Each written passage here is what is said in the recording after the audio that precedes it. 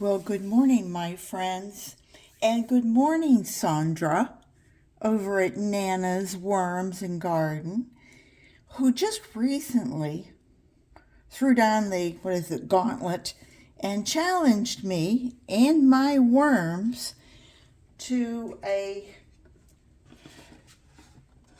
chew off. My magnolias. This is actually a saucer magnolia. I don't believe this is actually a southern magnolia. I had already picked some magnolia leaves, and they dried before Sandra was able to get Landon to go out and cut down some from their tree. In Florida, we have them everywhere.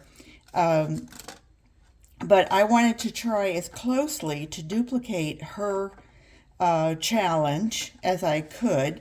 And so it's still dark here this morning. This is March 31st. And I believe she started hers on March 16th. So we won't be able to finish in the same amount of time, but we'll do it day for day, how many days it took her versus how many days it took me. Plus, she has pill bugs or roly-polies in her Eat My Shorts bin.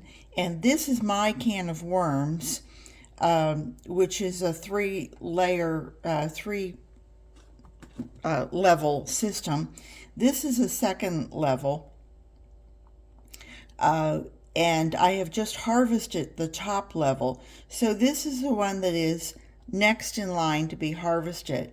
But I'm going to go ahead and use this one because it's as close to her Eat My Shorts as I have available. So let me just show you this. These are the ones that I just went out. Actually, it's my neighbor, and it's still dark outside, so I went over and just took a little clipping off of hers. One that wasn't really, didn't have this is a bloom, but she's got hundreds of blooms on her, so she won't miss this one. This is the fresh version. You can see that it's still all nice and waxy on the top. And then these are ones that were done underneath that had dropped, and they're already turned brown. And I think there's probably some mold because, here in Florida, we all have our irrigation, well, most of us have irrigation that runs regularly. Theirs runs a few times a week, and you can see there's a little bit of mold on the back sides. You can see that there's no mold on the back of these, or maybe you can't see that, but you can trust me, it isn't. But it's that leaf that's brown on the bottom and green on the top.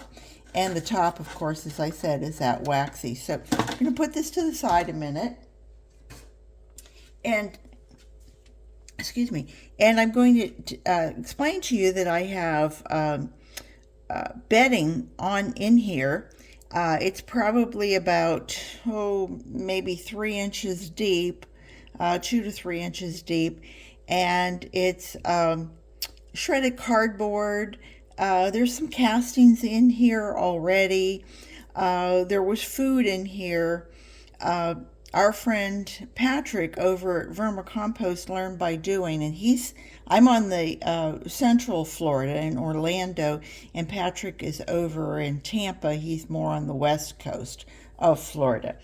And he runs his bins where instead of always drawing the worms up to the top, he actually takes the level to be harvested, puts it on the top, and puts the layer underneath with a lot of food on it so that the worms on the top layer are drawn down to it, and then you can harvest what's on the top. And that's been a real game changer for me. But for this experiment, what we're going to do is just draw back some of this. Like I said, I have just put a bunch of food here just a few days ago. So this should be heavy with worms. Oops, excuse me. And it had quite a bit, and paper. We put in all sorts of things in here. Okay, worms, time to move. We got a challenge for you. It's you guys against the West Coast worms. Just starting to see the food. I mean, I had cabbage, all sorts of, and I have a lot of coffee filters in here. So there's a lot of paper products. It's very wet. Hoping you can see this.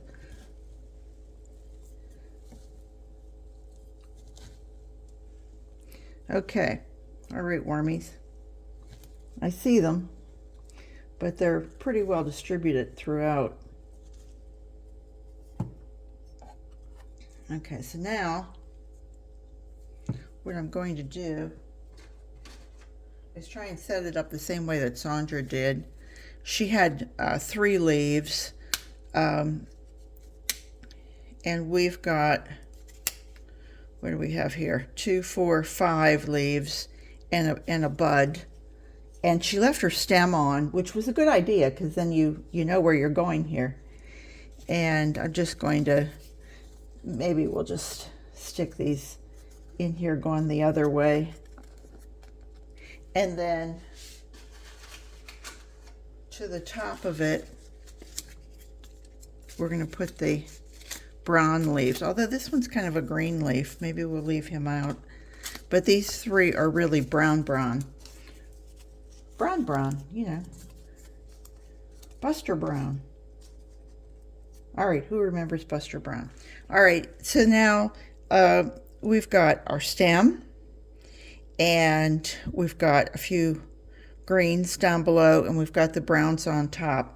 And I really, I don't have any food to give them because I don't really, oh gosh, wait a minute. I know what I can give them. Hang on, folks. I just pulled out some things to feed one of the other bins. So how perfect is this? It's a banana peel. And let's just plop it on down right on top of it. That'll give us a point of reference here. And also maybe just a little food, maybe just a little ground oats.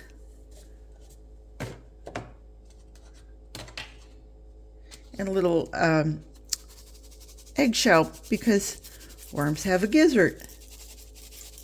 And they would appreciate that. And then my other secret weapon that I just started using that I hope you guys will take up too is a little bit of unsulfured molasses, just a few drops. I mean, you know, maybe like a 1/4 of a teaspoon, and I put it in a little container, and then I'm just going to, it helps to take the lid off, just give them a little squirt.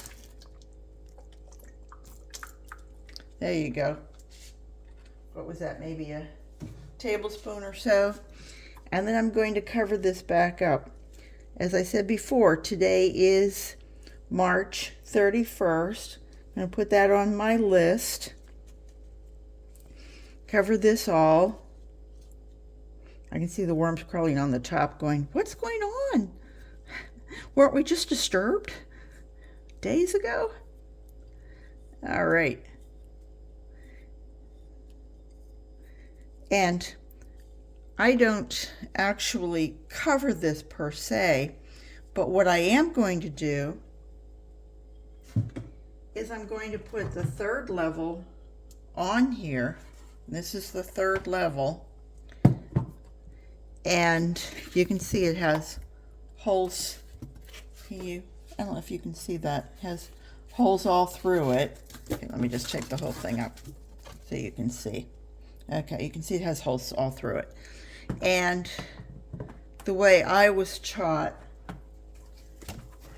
that's really sitting high there, but once you get food on it, it'll go down, is you put a cardboard on here, and as the cardboard breaks down and the food is digested, the worms come up through here.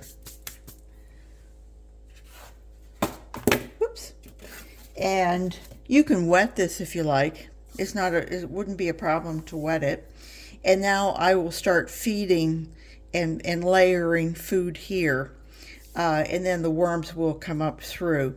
But for the next month, I think that's probably a good idea, don't you think, Sandra? Is that it would probably take about a month for your worms or my worms to even start to really get through leaves like that. So, and then the lid goes back on this so that I have no visitors. I don't ever have a problem. Occasionally I've started seeing more mites, but I deal with the mites by just, if I lift this up and I see mites on the top level, then and this is, and they get into the lid, then I just take the lid out each morning and I rinse the lid out, and then I'm getting rid of that group. The next morning, with the lid sitting on top of it, if I open it up and I see, hundreds of mites, I take it out. And I do that for a few weeks until it completely, or let's say 90%, I start seeing less and less and less mites. And the mites are okay. They're not going to hurt anything. As a matter of fact, they are the companions, the helpmates, that's the word I wanted. They actually help to break things down. We just don't want a whole lot of them. And they won't hurt the worms unless, I think is it a red mite, I think, that actually will kill your worms. But I have these like little tiny, minute white mites that aren't going to bother it. But okay, so there's our challenge, Sandra. I hope I got as close to your way of doing it as possible. And March 31st, mark it on your calendar. Today is day 1 for me. So let the challenge begin. Take care, my dear. See you soon. Bye-bye.